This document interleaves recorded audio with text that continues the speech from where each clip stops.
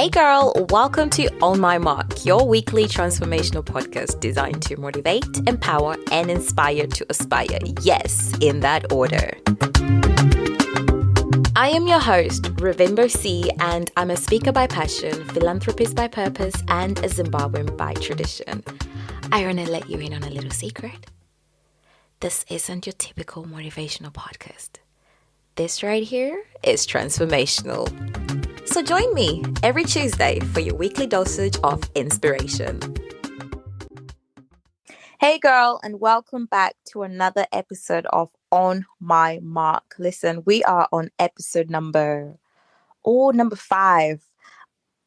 So after today's story, we've only got one more story. And like I told you last week, I've got a special surprise for you for the season finale. So listen, you don't want to miss the season finale of this Unspoken, because it's going to be something definitely worth waiting for.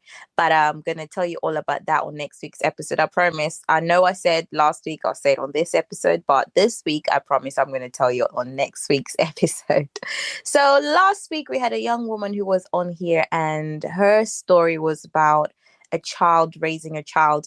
And this story has actually sparked, I think ever since we started, this last week's story has sparked the most conversations, because a lot of people have sent in messages of how heartbreaking the story was. And a lot of people had, more questions after listening to the episode. And it's just so amazing how many conversations have started behind the scenes because of this series.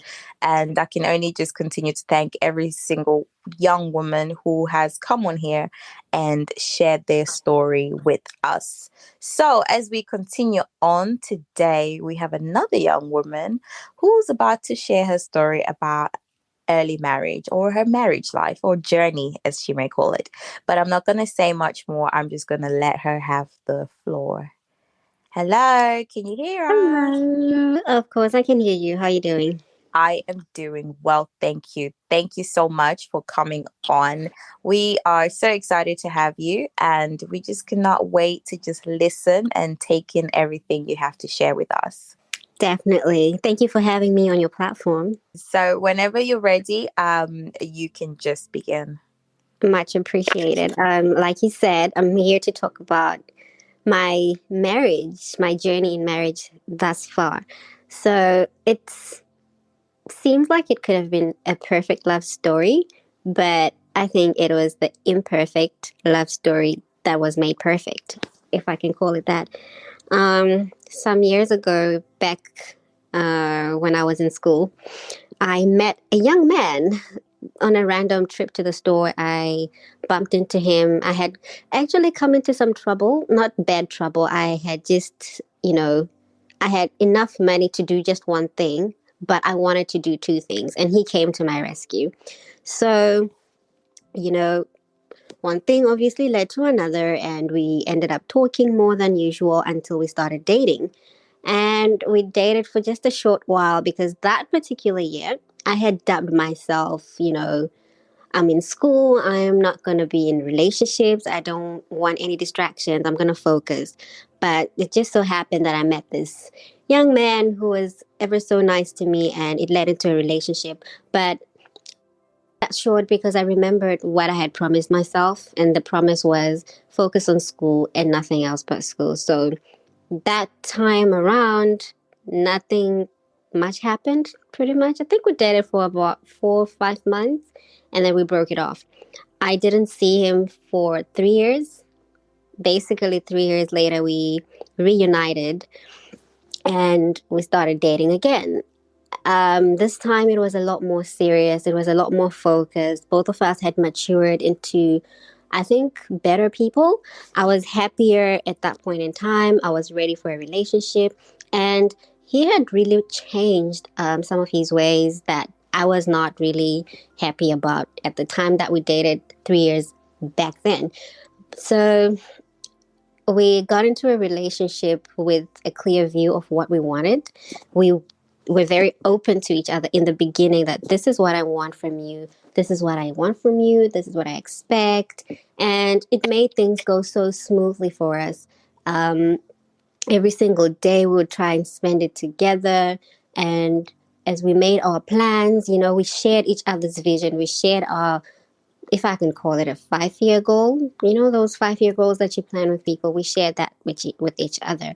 And everything was going on track pretty much. It was literally the perfect love story at that time. And I remember he told me that he had plans to move. In my mind, I just thought, okay, I wasn't really at a point where I wanted to move, but just because I was so much in love with him and I wanted to spend the rest of my life with him, I just thought, you know what?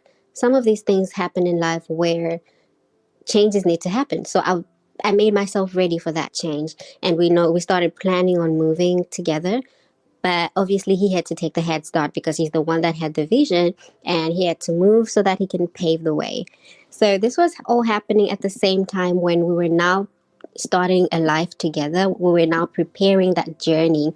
By that, I mean the road to marriage.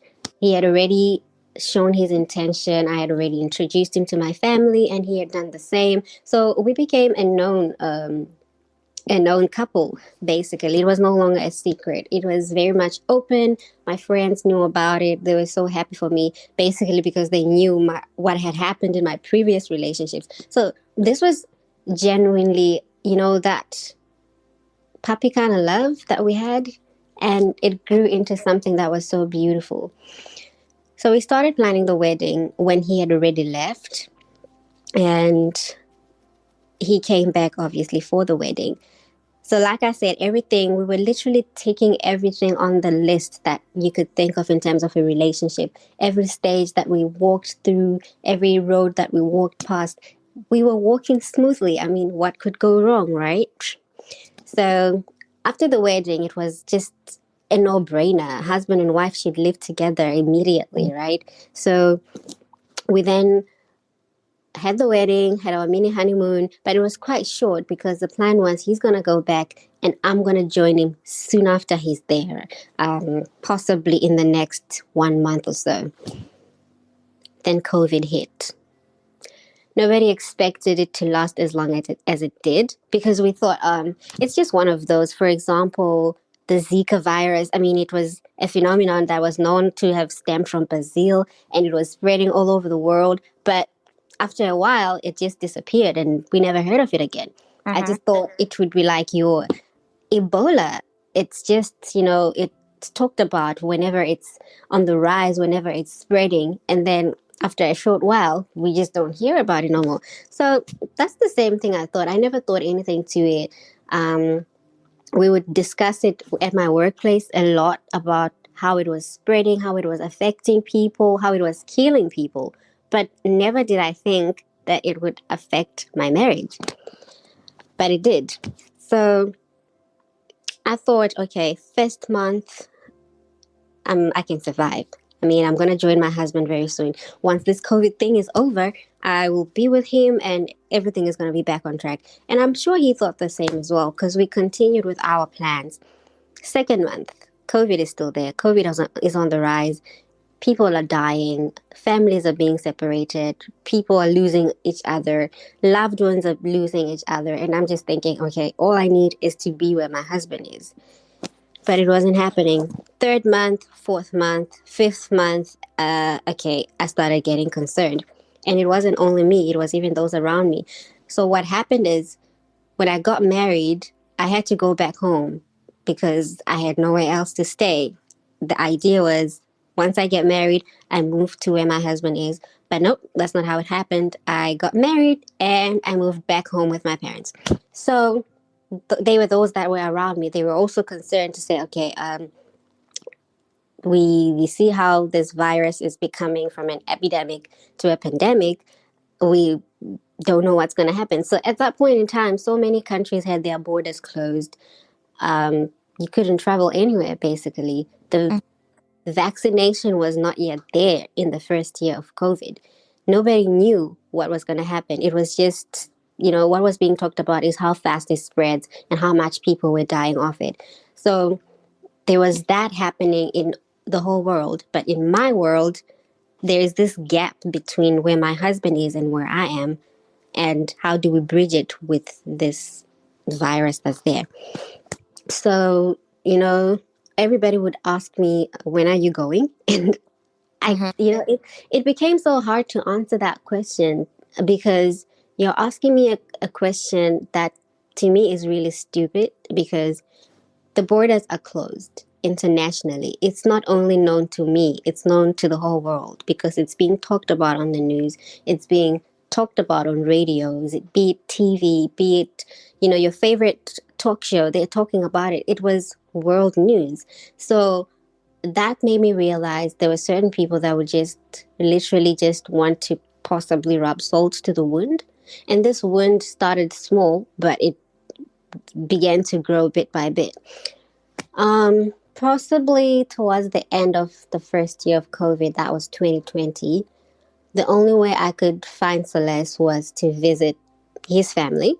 It meant a lot me being somewhere close to the people that he's close to, being close to his mom, being with his dad, being with his brothers and sisters. So there was a little gap with the neighboring countries of where I was that opened up. And I took that gap and traveled because I couldn't be at home no more. Remember, we were in lockdown, so I was confined to one space, couldn't be where I wanted to be. So I had to go where I could go. The closest I could be with him was being with his family. I went there and his mom just said, "Don't worry, my child, everything is going to be all right." Mm-hmm. And I just broke down into tears. Everybody tried to comfort me, but, it was a point where I had no control. He had no control. Nobody had any control because we just had to wait. And then coming into the second year of COVID, this is where it got real. Because now we have lost a year. Nothing was moving. Our lives were on standstill. We literally couldn't make plans because even if we planned, we still had to wait to be together for us to move forward with it. We still had to wait for us to be together for us to start doing whatever we needed to do for the future, right? So our lives got on a standstill, not only in the sense of planning for the future, but even in the sense of doing things in the present moment.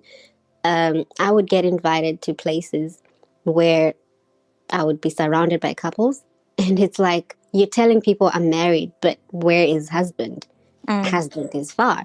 And he was also in the same predicaments where he would be invited, say, for a couple's night, and he had to turn them down. He's married, but where's wife?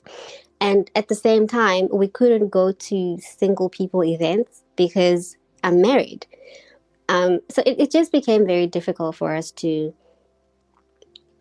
live normal lives, if I can put it that way. So at some point in the middle of 2021, I fell into depression.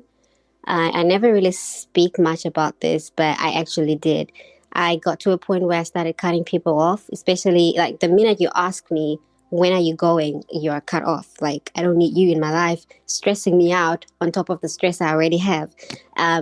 But then there were people that were really genuine. Like, there were people that were actually really concerned that would ask me and try to just encourage me.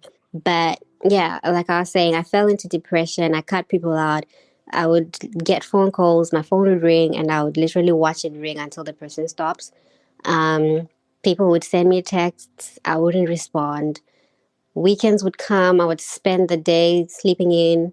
My room had curtains that would like block out the light. So if I don't open them, it would seem as if it's still nighttime. I would literally just be a blob and not move, not leave the bed. Probably just wake up to go to the bathroom. I wouldn't eat. It was that bad. Um, it even got to a point where I stopped talking to my parents. I would just possibly greet them, but I wouldn't want to engage in conversations with anybody. And yeah, it was really horrible. But all the same, we tried, my husband and I, to communicate daily over phone, voice voice calls, video calls, but it still wasn't enough. I mean, this is a year and a half later. You want to be with the person. There's only so much that a phone call can do. But I mean, I'm really thankful for technology. It kept us together. It really kept, that little string of our foundation was holding on through those phone calls, through those video Mm. calls, where, for example, if I go into a store and I want to make a decision on buying something, I would call him and be like, what do you think of this? Those were the things that kept us together. That and Mm-hmm. prayers. I mean, my spiritual life grew so much. I've never been so dependent on God because you get to a point where you're helpless. Nobody, no human on earth could help me. No human on earth could help him. Like there was literally nothing anybody could do.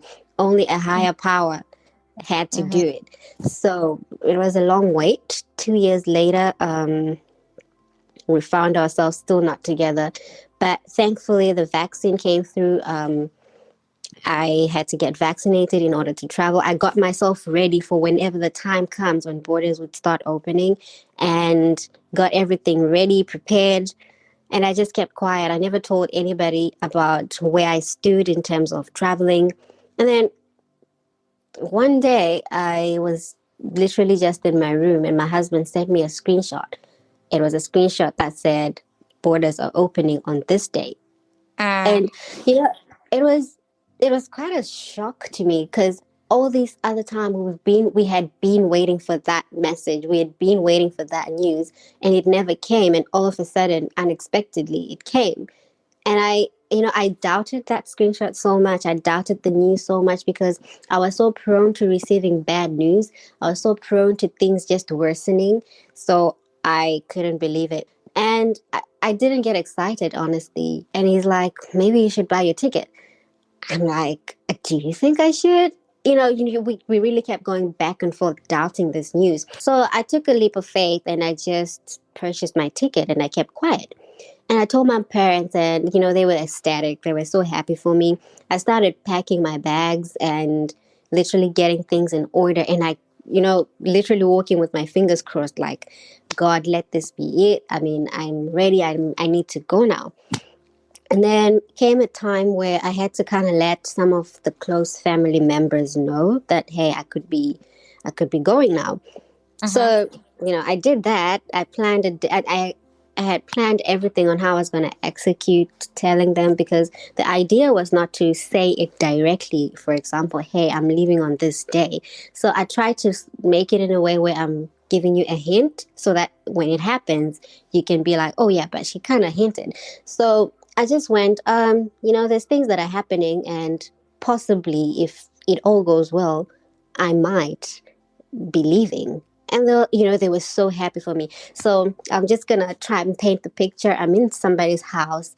I've come to deliver a certain piece of news. Everybody's waiting for me to say what I need to say. The minute I say it, everybody jumped for joy. That is around the time when Omicron hit. While everybody's in celebratory moments, I received a text on my phone from the airline, and they were like, "Your flight has been cancelled." And my heart just sank.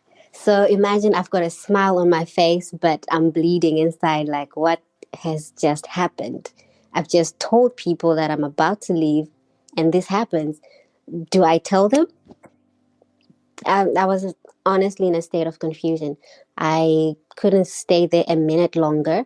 Imagine they were preparing a meal for me, about to dish up, and I was just like, you know what, I have to go. And it was such an abrupt situation for me to just leave like that. I've never done that in their home, but I had to do it. And as soon as I left the gate, I cried. I wept. I have never cried like that. And I said to God, what do you want me to do now? I've prayed. I've done all that I could. Because I thought, okay, maybe I'm being punished for some of the things that I've done wrong or that I'm doing wrong. So I just tried to become this perfect person in the eyes of the Lord. So I couldn't understand what was going on. And I just said, you know what? I give up. I'm just going to put everything into your hands. And lo and behold, a way was made for me to go. And yeah, 2 years later, I finally got reunited with my husband. Uh, the flight to where I was going was so long. I couldn't sleep. I would try and sleep, but I would wake up possibly after an hour, and I'd still have hours to go. And I finally landed. I finally saw my husband. The only thing I could do was jump on him and be like, "Hey, this is it. This is us. We're finally together." Um, I really thank God for having pushed me through. it was not an easy journey. I'm only telling my side of the story. He's got his own version of how things went, and it's equally not, it's not rosy. It was terrible. Our relationship was, it was getting a bit, it was kind of breaking, if I could say, Mm. but we kept holding on. And now we are working towards, we've been working towards rebuilding it and just re strengthening the foundation. We're in what society has dubbed the honeymoon phase, and it's been really good. It's been blissful. It's been amazing. I enjoy every moment, every day that I spend with him. Sometimes, even if we spend, for example, a weekend away from each other, usually due to work, I literally miss him because it's been 2 years. It had been 2 years of us not being together. Now I can't even spend just a single day because it was brutal. I don't wish that on my worst enemies. I don't wish that on anybody, but we are here now.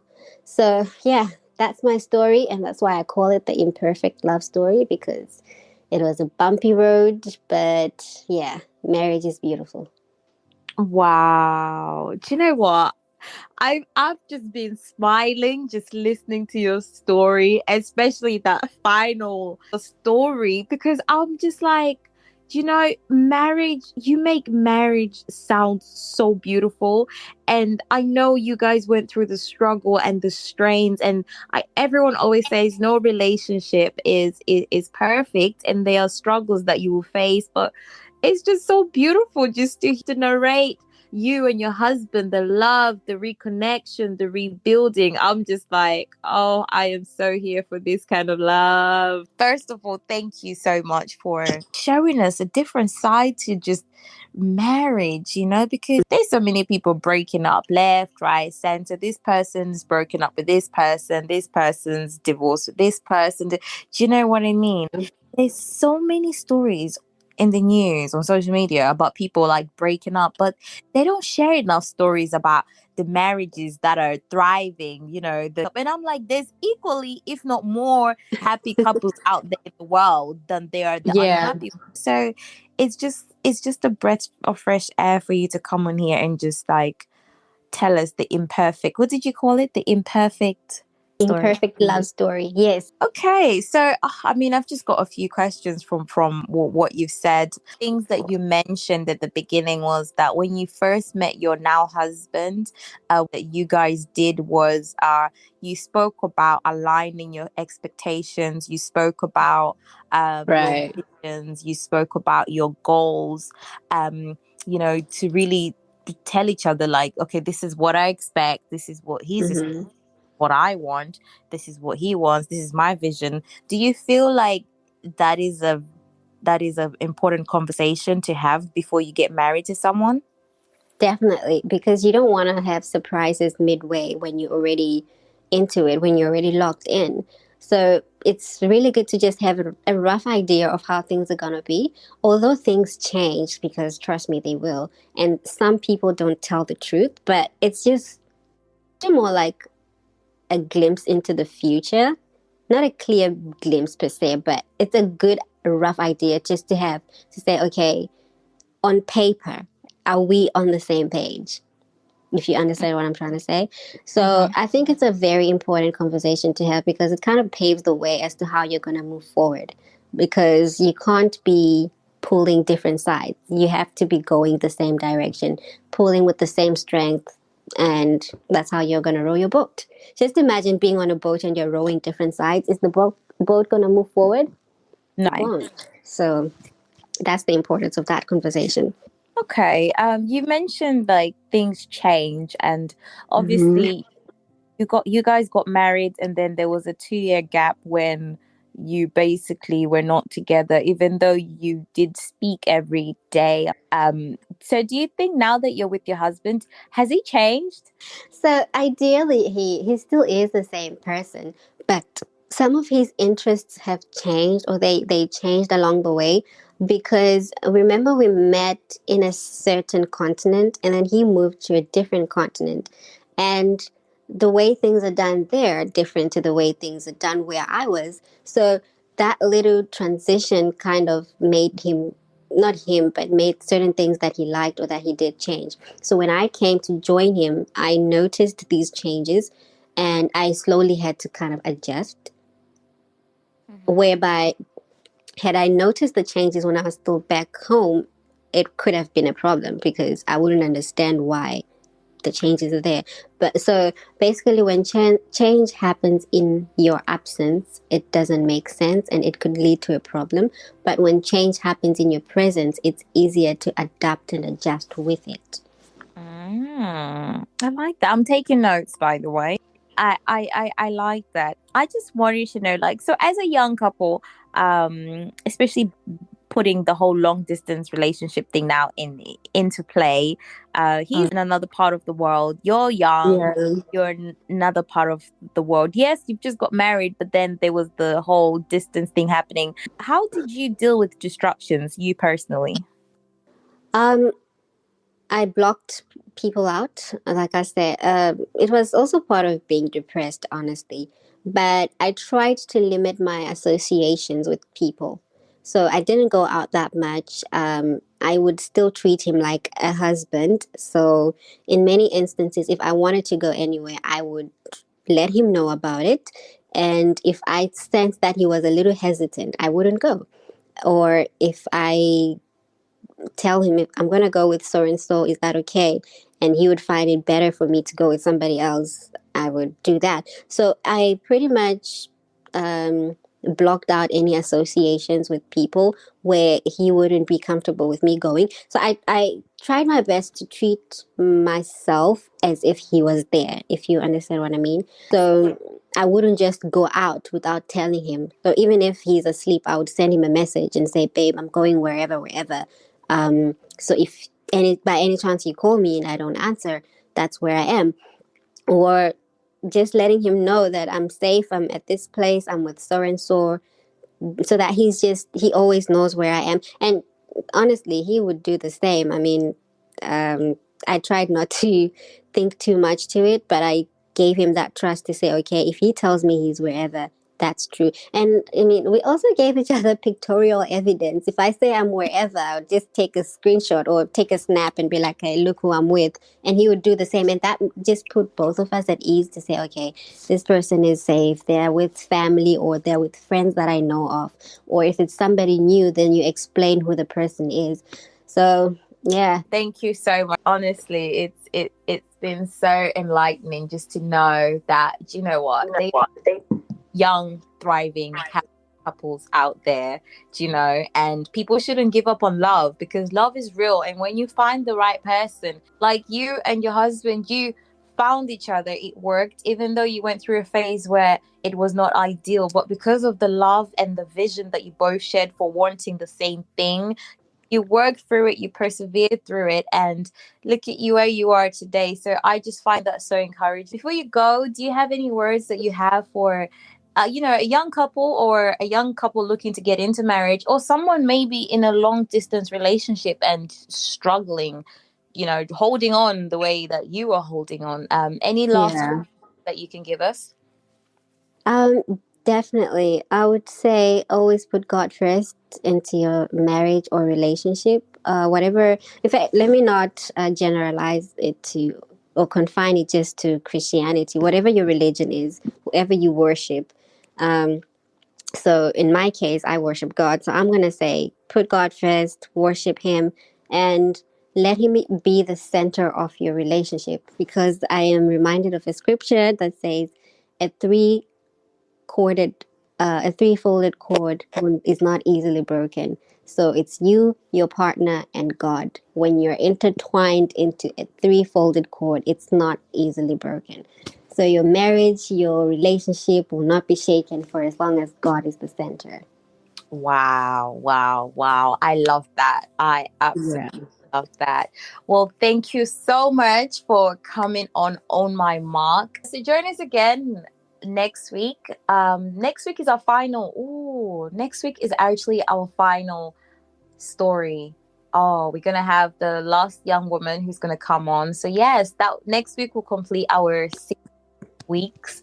unlimited special unspoken series. But I'm not just going to leave you there. I'm going to give you a bonus extra something after that. So join us next week when I reveal to you what the special little surprise we have.